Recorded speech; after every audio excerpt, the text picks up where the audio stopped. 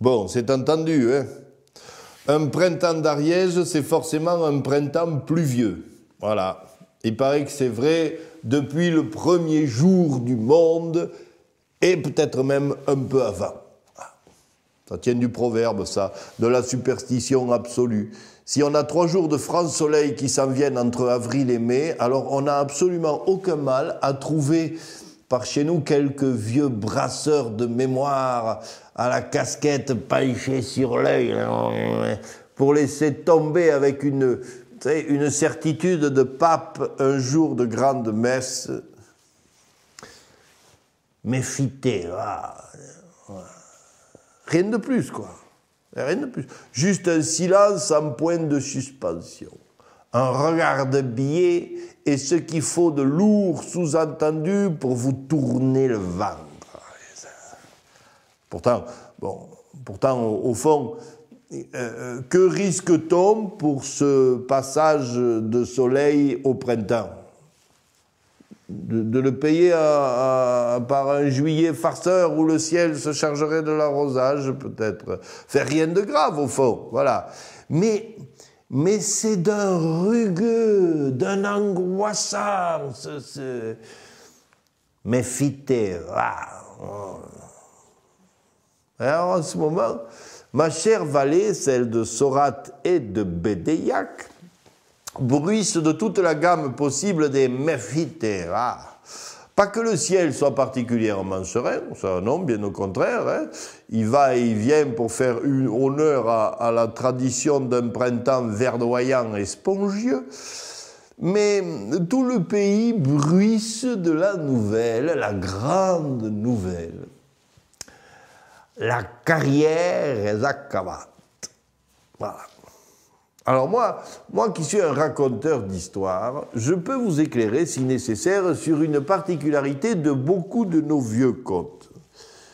Ils sont l'expression, si vous voulez, du bel espoir des petits, des sans-grades, des fils du peuple, qui chaque jour, à chaque instant, vous savez, devaient piquer du nez devant les puissants, tenir bas leur chapeau, se soumettre, vous voyez. Alors la nuit, ces égarés de la fortune s'inventaient un monde où ils étaient enfin les vainqueurs. Voilà. Et là, on écoutait le compteur, on vibrait un instant, on se voyait beau. Et puis au lever du jour, on courbait à nouveau l'échine et on s'en retournait au champ ou à la mine, travailler pour le roi, pour le baron, pour le maître de forge, pour le patron de la fabrique. Et si un jeune à l'âme folle faisait mine de vouloir prolonger le conte au-delà de la nuit, il y avait toujours un vieux pour lui dire sévère « Méfitez, va !» N'empêche, on se racontait une belle histoire ces derniers mois dans ma vallée d'opiniâtres rebelles. Ce conte disait que le grand méchant Croque-Roche voulait dévorer tout un pan de montagne pour en faire des plus-values pour actionnaires. En face, des petits, des sans-grades, les gueux d'en haut. Rien que de très classique pour nos nuits soratoises. Tiens, si nous avions le temps, je vous aurais volontiers raconté que ces gueux-là étaient secrétaires, paysans, avocats, chômeurs, gendarmes même, et tous sans illusion sur leur pouvoir de faire plier en solitaire le grand Croque-Roche.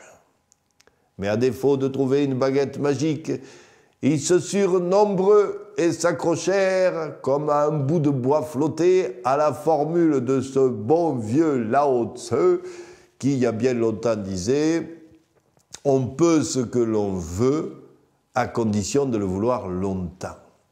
Et dans le cas présent, il aurait pu rajouter qu'il fallait être nombreux à le vouloir longtemps. Il y eut donc le tout-puissant Croque-Roche et en face une bande de vauriens, de va-nu-pieds, tous brassant le rêve d'une vallée intacte. Ce furent les gardiens du Calabès. Rudes joutes, j'en témoigne, pleine de nuits sans sommeil, de dossiers épluchés, de voyages d'études, d'experts interrogés, de manifs pluvieuses et de journées perdues dans l'antichambre des puissants.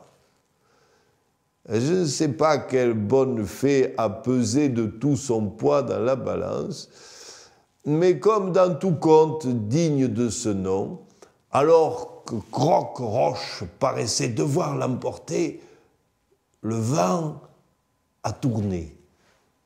Quelques vieux savants courageux ont dit que Croque-Roche allait droit à l'indigestion. Un trublion moustachu a menacé de s'en venir repeindre en vert la caillasse sacrée. Le nouveau roi du pays fit savoir qu'il avait été touché par la grâce du pic de Calamès. Ses barons, à l'instant, firent de même, par courage sans doute. Et peu à peu, le grand Croque-Roche se découvrit solitaire.